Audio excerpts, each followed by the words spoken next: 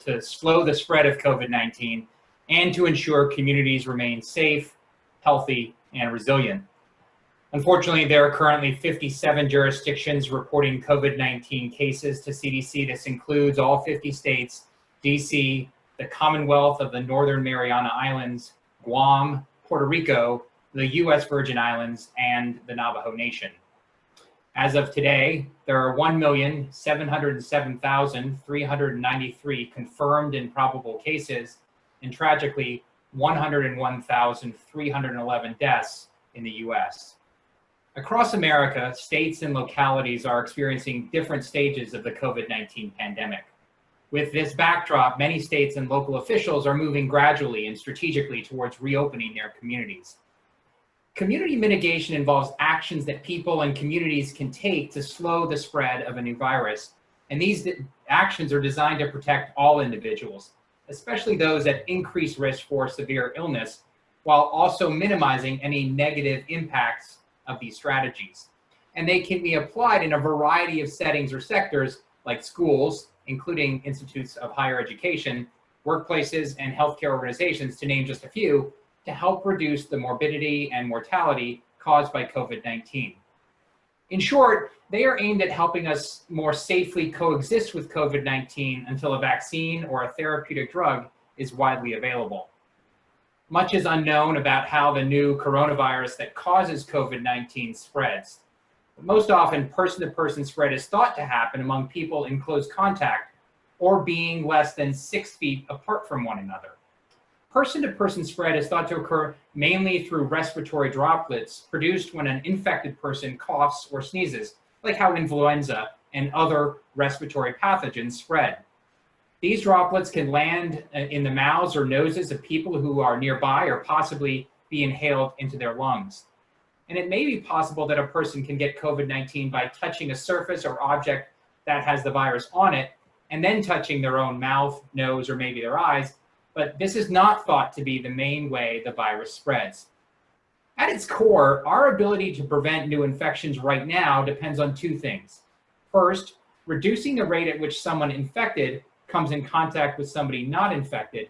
And second, reducing the probability of infection if there is a contact. With most respiratory viruses, people are thought to be most contagious when they are most symptomatic, but we know that with SARS-CoV-2, the virus that causes COVID-19, that it might spread before someone experiences symptoms. And this poses unique challenges for us and you because it can spread by people who don't know that they have the disease. This makes determining the risk of transmission within a community very difficult and underscores the importance of individuals following healthy hygiene practices and doing other things that can prevent spread, such as washing your hands often with soap and water for at least 20 seconds, or using hand sanitizer that contains at least 60% alcohol if soap and water are not available. Putting at least 6 feet of physical distance between yourself and others when outside your home, avoiding close contact with people who are sick, and staying home if you get sick in accordance with CDC guidance.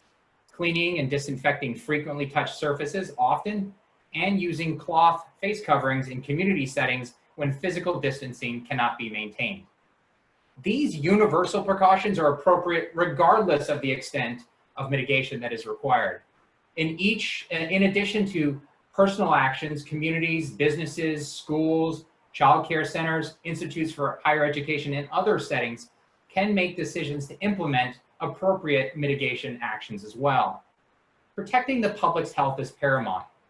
As communities work to reduce the spread of COVID-19, they're also addressing the economic, social, and secondary health consequences of the disease.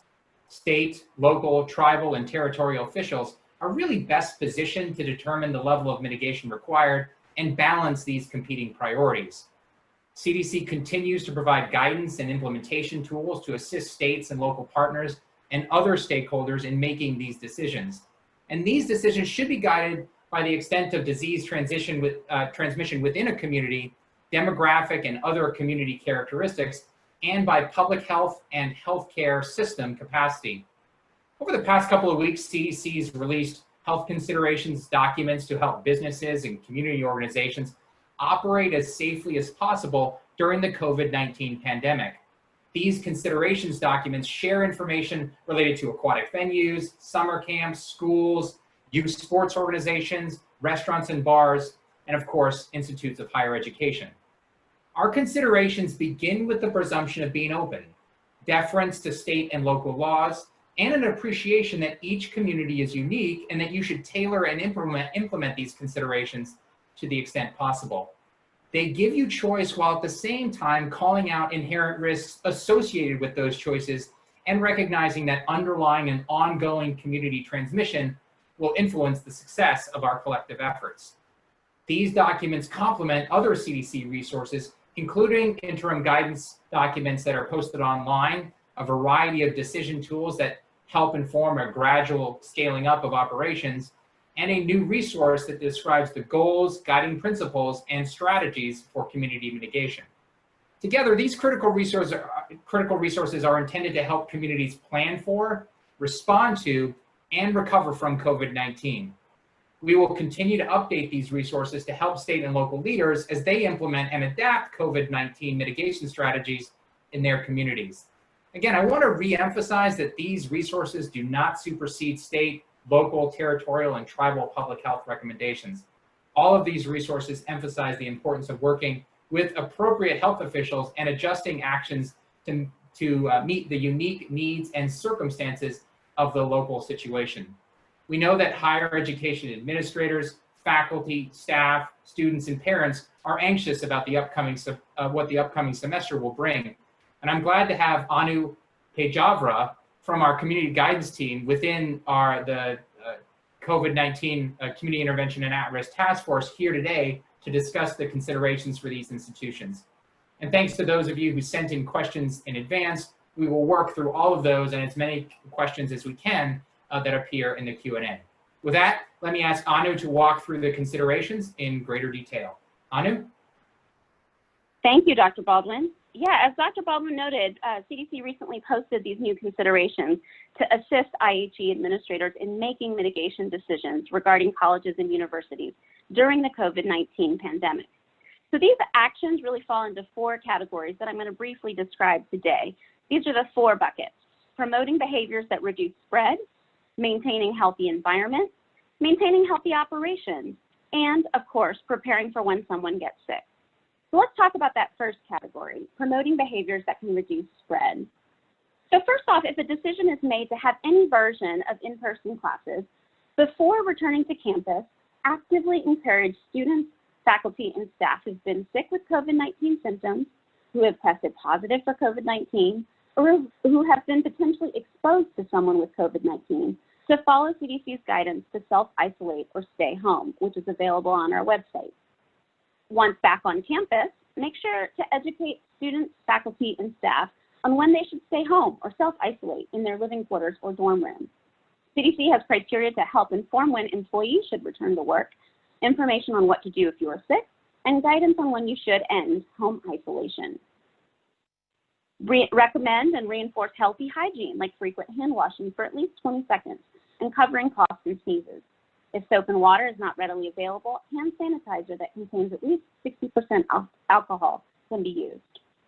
Recommend and reinforce the use of cloth face coverings. Face coverings should be worn by staff, faculty, and students as feasible, and really are most essential in settings where physical distancing is difficult. Please note that face coverings should not be worn by children under 2 years old, people who have trouble breathing, and people who are unable to remove the covering without assistance. Cloth face coverings are really meant to protect other people in case the wearer is unknowingly infected but does not have symptoms. Cloth face coverings are not surgical masks, respirators, or other medical personal protective equipment.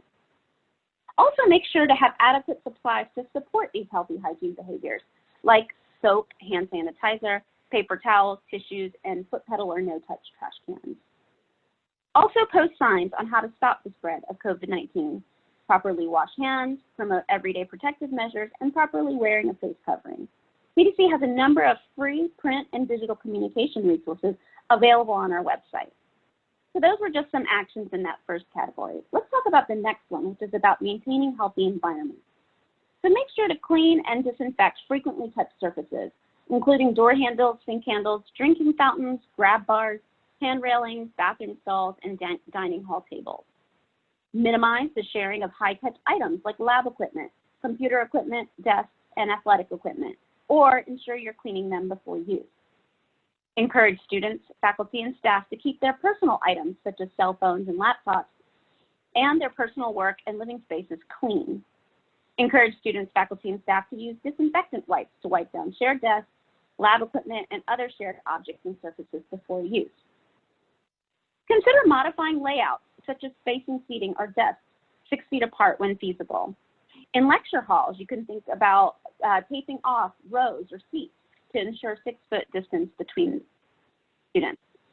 Consider hosting smaller classes in larger rooms. Offer distance learning in addition to in-person classes to reduce the number of in-person attendees. For labs and vocational skill building activities such as clinical rotations, provide adequate distance between students. In residence halls, encourage students to sleep head to toe or add a physical barrier if beds cannot be at least 6 feet apart. Add physical barriers such as plastic flexible screens between bathroom sinks and between beds, especially if they can't be apart. On buses and vehicles, increase space between occupants, such as rows. Install physical barriers like sneeze guards and partitions at cash registers, or physical guides like tape on floors or sidewalks to help faculty, staff, and students distance themselves. And finally, consider closing shared spaces, such as dining halls, game rooms, laundry rooms, and lounges, if possible, to reduce spread or stagger use and restrict the number of people allowed at one time. So that was the second category. The third category is about maintaining healthy operations. Consider offering options for faculty, staff, and students that are at higher risk for severe illness, like older adults or those with underlying medical illnesses of any age. This might include telework or modified job responsibilities for faculty and staff, or for students, this might be virtual learning opportunities. Encourage telework for as many faculty and staff as possible. Replace in-person meetings with video or teleconference calls whenever possible, and provide student support services virtually as feasible. Also consider pursuing virtual group events, gatherings, or meetings, or limiting group size to promote social distancing. Pursue options to convene sporting events and participate in sports activities in ways that reduce the risk of transmission to players, families, coaches, and communities. And limit any non-essential visitors, volunteers, and activities involving external groups or organizations as much as possible, especially with individuals who are not from the local geographic area. Encourage students, faculty, and staff who use mass transit to consider using other transportation options, such as walking, biking, driving, or riding a car, alone or with other household members if possible. And implement daily health checks, or ask faculty, staff, and students to conduct self-checks, such as temperature screening and or symptom checking. So I've outlined considerations to prevent the spread of COVID-19, but IHE administrators should also make a plan for when someone gets sick. That's the fourth category.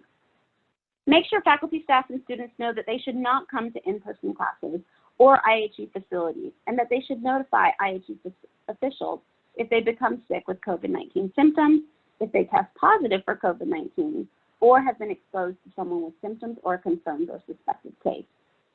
Immediately separate anyone who gets COVID-like symptoms, including fever, cough, and shortness of breath. Work with IHE administrators and healthcare providers to identify an isolation room or area or a building or floor on on-campus housing to separate anyone who has COVID-19 symptoms or tests positive but does not have symptoms. Establish procedures to safely transport anyone sick to their home or to a healthcare provider. Close off areas used by a sick person and do not use these areas until after cleaning and disinfecting. Wait at least 24 hours before cleaning and disinfecting.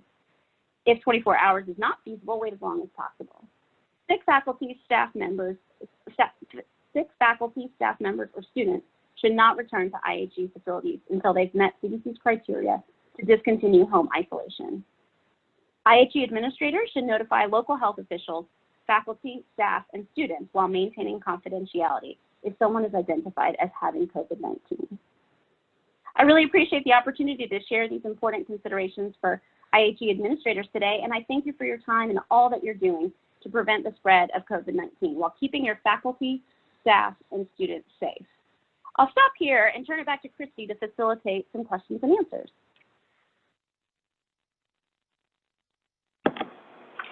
Great, thank you, Anu.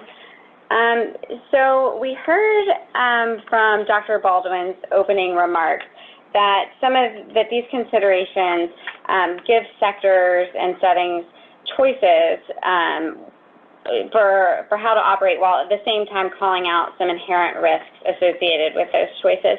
So I was wondering if you could speak a little bit about some different scenarios of risk and how these can be applied as we think about limiting transmission or exposure to COVID-19 in institutes of higher education settings. And this question is for Anu. Thank you. Thanks, Christy. Yeah, we've received that question a lot as well. And, we've been following the news that a lot of colleges and universities have announced plans to have different structures for learning in the fall. So I know this is top of mind for probably everyone that's on the call. Really, you can think of risk as being on a spectrum from lowest to highest risk. The more people a student or staff member interacts with, and the longer that interaction lasts, the higher the risk of spread. So really the first model, which presents the lowest risk, is for faculty and students to engage in virtual-only learning, activities and events. If that is not an option that presents more risk is to have small in-person classes, activities, and events. Individuals would remain spaced at least 6 feet apart and wouldn't share objects. So this might be a hybrid virtual and in-person class structure, or possibly doing a staggered or rotating schedule to accommodate smaller class sizes. A model that has even greater risk than that is the way colleges and universities are typically run, sort of business as usual, with full-size in-person classes, activities, and events. Students wouldn't be spaced apart. They would be sharing classroom materials or supplies and intermix among themselves for classes and activities. And, I'm sure everyone is thinking about residence halls and how that sort of factors into your sort of risk calculation. And you can think of it similarly as a spectrum from lower risk to higher. So really the lowest risk option for residence halls is to close them where feasible. But we recognize that might not always be possible. So an option that is a little higher risk than that is to open the residence hall, but have them at lower capacity, or at least, and to close the shared spaces, such as common areas, kitchens,